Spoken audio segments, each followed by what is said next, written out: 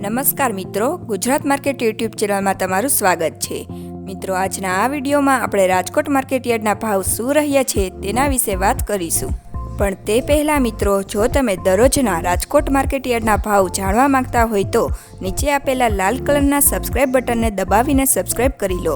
અને પાછળ રહેલા બેલને પ્રેસ કરી લો, જેથી રાજકોટ માર્કેટ યાર્ડના ભાવનો મેસેજ તમને મળતો રહે।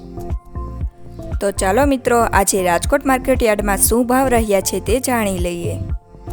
ઘઉં લોકવન 602 થી 658, મગફળી ઝીણી 920 થી 1180, મગફળી 900 થી 1128, કપાસ 1115 થી 1480, મરચાં સૂકા 900 થી 2150, તલ કાળા 3350 થી 4500, તલ સફેદ 1982 થી 2100, ઘઉં ટુકડા 605 થી 711,